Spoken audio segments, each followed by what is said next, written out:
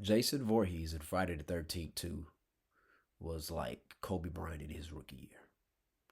You see the potential, see the talent, very thin frame. You see his raw talent and ability, but it's like he's not quite there yet. It's not quite there yet.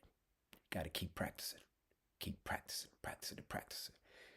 And because people just can't help themselves as far as opening up Camp Crystal Lake or camps near Crystal Lake, summer camps near Crystal Lake, Jason Voorhees will continue to get more reps over and over and over and over and over and over. And he gets a lot of reps in Friday the 13th Part 2. I didn't watch this movie a lot growing up.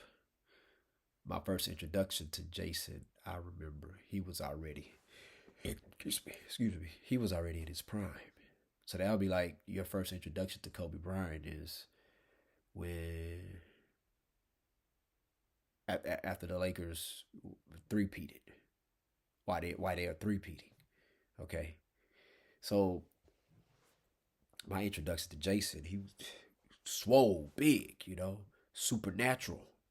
But in this one, he doesn't seem supernatural. He just seemed like a strong dude, maybe a teenager, or early 20s or something.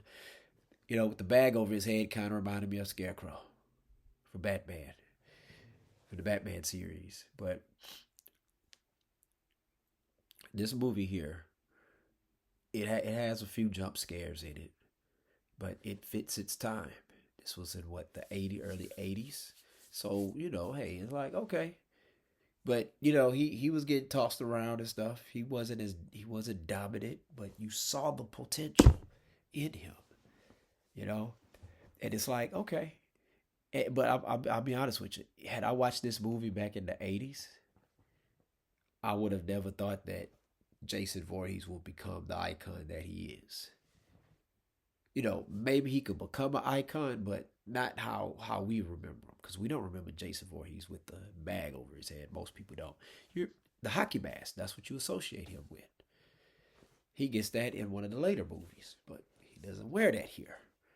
But that hockey mask, that changed the game on everything, y'all. It changed the game. But I like this movie. It's an oldie, but a goodie. Oh man, allergies, ears itching, and all that stuff. Um, Whenever it's on, I make sure I watch it. I was disappointed AMC when was that last month in September they didn't do a Friday the 13th marathon. I was waiting on it. Maybe somebody else did one, but normally they would do one. And I like to sit down. I always like watching the Friday 13th movies, but this one here, it's still close to the original because we see the original character there survives after killing Mrs. Voorhees, but Jason takes care of her in the beginning, a la Drew Barrymore style and Scream. But yeah, man, it's a good movie. It's a good movie. I recommend it. I mean, when you watch it, you're probably gonna be like, man, what are these people doing? But that was back in the early '80s. But yeah, Jason, I like to just watch it just because it's like that's young Jason, man, and I know what he's gonna become.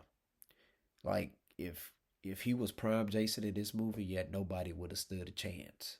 Nobody. But hey, man, it's I treat it as like the first three or four first three movies. I treat them like an origin story, kind of. In which I guess that's what they is. His first movies before we see him become that all supernatural type monster. Okay, that goes up against Freddy Krueger. All right, but anyways, share your thoughts. Let me know what did you think about Friday the 13th Part 2. All right, and thank you for staying up, tuning in to another edition of our 31 Nights of Horror Student of the Game podcast. Peace out.